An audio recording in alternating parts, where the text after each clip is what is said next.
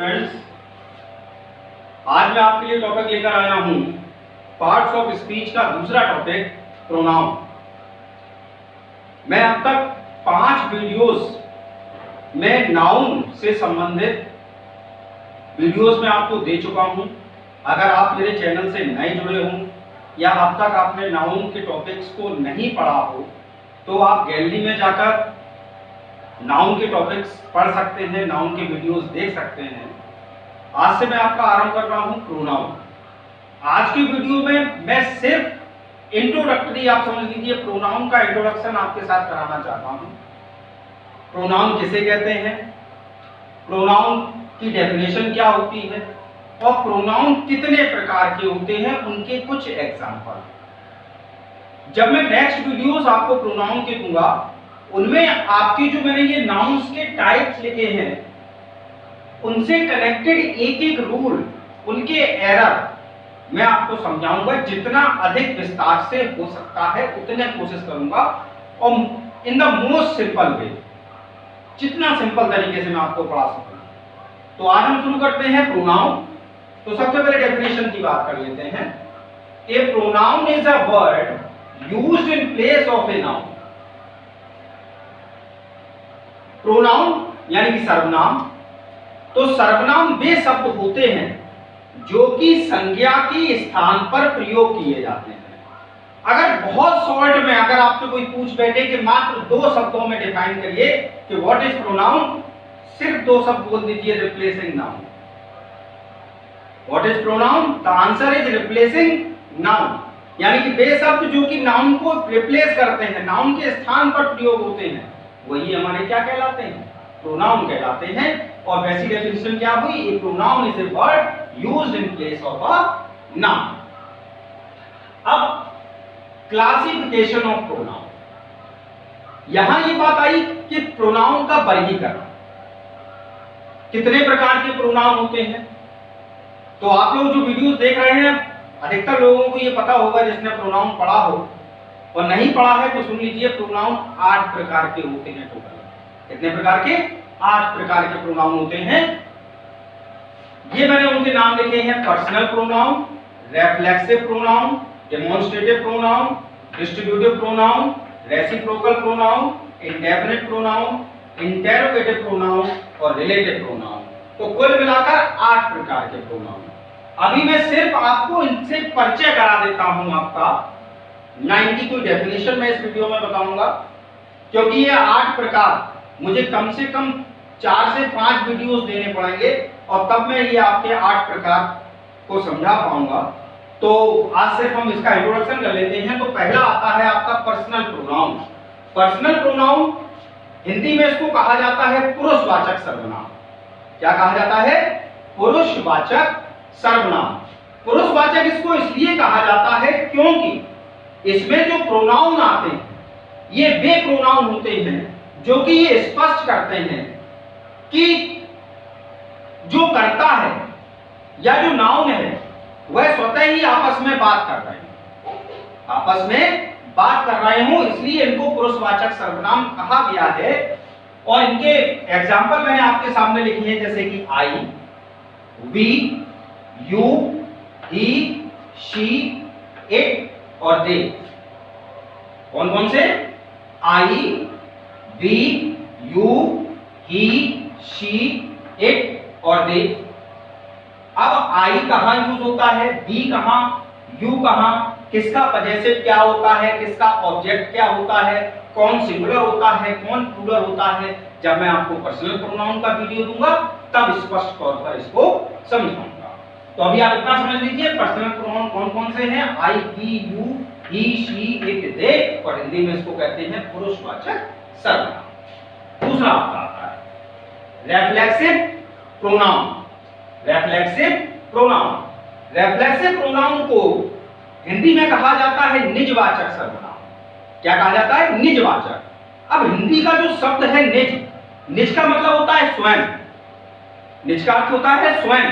तो इसमें स्पष्ट होता है कि जो हमारा सब्जेक्ट है वह स्वयं कोई कार्य कर रहा है, स्वयं कोई कार्य कर रहा है।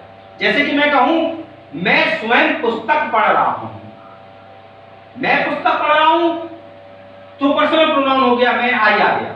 मैं स्वयं पुस्तक पढ़ रहा हूं, इस बात को मैं स्पष्ट तौर पर कहूं, या तुम स्वयं अपना कार्य कर रहे हो, तुम स्पष्ट तौर पर यह बात कहो, तब वो आता है रिफ्लेक्सिव प्रोनाउन के अंतर्गत। और इसके कुछ एग्जांपल हैं, जैसे आई है तो आई के लिए रिफ्लेक्सिव प्रोनाउन यूज होता है माई सेल्फ, बी है तो बी के लिए अवर सेल्फ और अवर सेल्फ्स, यू के लिए योर सेल्फ और योर सेल्फ्स, ही के लिए हिमसेल्फ, शी के लिए हर सेल्फ, इट के लिए इट्स सेल्फ, दे के लिए देम सेल्फ्स। ठीक है ना?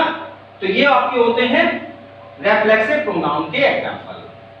जब मैं आपको बताऊंगा तो पूरा वीडियो दूंगा इसमें। उसके बाद आता है आपका डेमोंस्ट्रेटिव प्रोनाउन। डेमोंस्ट्रेटिव का अर्थ होता है संकेतवाचक सर्वनाम, यानी कि इसके अंतर्गत जो प्रोनाउन आते हैं वो संकेतात्मक होते हैं, किसी न किसी वस्तु, व्यक्ति, स्थान के लिए संकेत करते हैं। अब चूंकि संकेत करते हैं तो अंग्रेजी में संकेत को प्रदर्शित करने वाले शब्द होते हैं this, that, these, those. Singular और प्लूरल के लिए दिस और दैट, सॉरी सिंगुलर के लिए दिस और दैट और प्लूरल के लिए दीज और दोस। तो ये होते हैं आपके संकेतवाचक सर्वनाम। तो फिर से समझिए, डेमोंस्ट्रेटिव प्रोनाउन काय के लिए संकेत व्यक्त करने के लिए यूज किए जाते हैं, और इनके एग्जांपल जैसे कि दिस, दैट, दीज, दोस। उसके बाद आपका आता है डिस्ट्रीब्यूटिव प्रोनाउन। डिस्ट्रीब्यूटिव प्रोनाउन यानी कि आपका वितरणात्मक। चौथा है आपका डिस्ट्रीब्यूटिव प्रोनाउन। डिस्ट्रीब्यूटिव को हिंदी में कहते हैं वितरण, तो इसलिए डिस्ट्रीब्यूटिव प्रोनाउन का हिंदी अर्थ हुआ वितरणात्मक सर्वनाम। वितरणात्मक सर्वनाम इसको इसलिए कहा गया है, इसमें क्या होता है कि जो भी आपकी चीजें दिखाई जाती हैं उसको एक यूनिट के रूप में प्रदर्शित किया जाता है, अलग अलग तरीके से प्रस्तुत किया जाता है।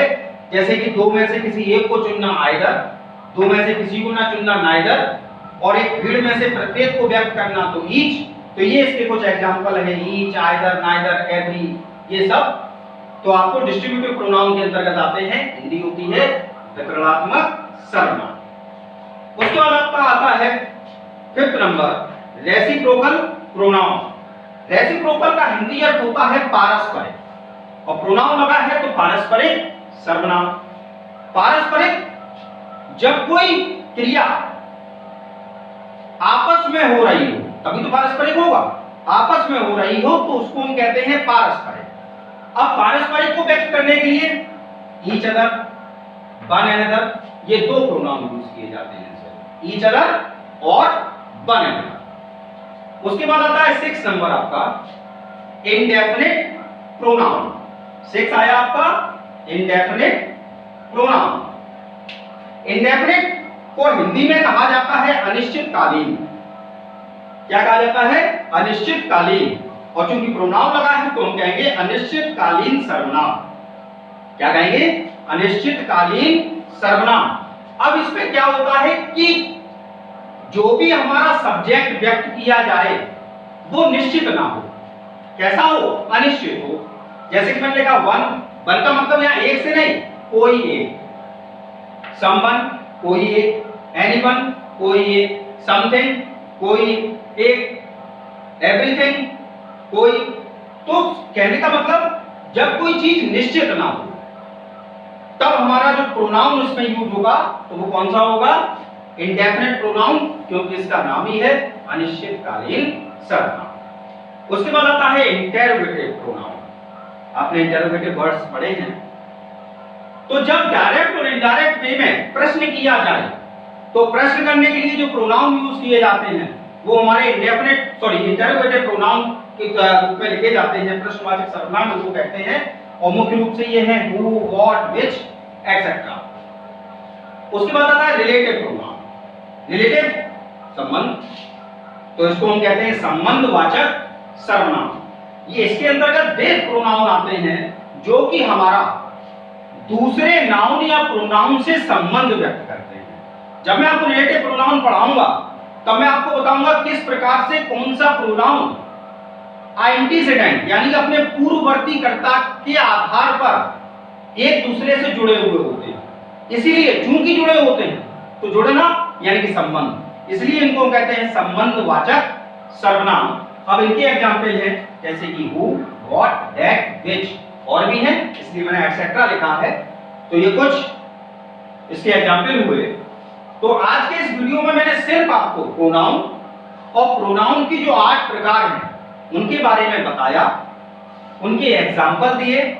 अब जो मैं प्रोनाउन का दूसरा वीडियो आपको दूंगा उसमें आपको जैसे कि पर्सनल प्रोनाउन, तो पर्सनल प्रोनाउन से संबंधित जो भी एरर्स होते हैं उन एरर्स को ध्यान में रखते हुए वीडियो में लेकर आऊंगा। मेरा चैनल सब्सक्राइब करने के लिए धन्यवाद, और जिन लोगों ने अब तक मेरा चैनल सब्सक्राइब नहीं किया है please subscribe my channel. Thank you.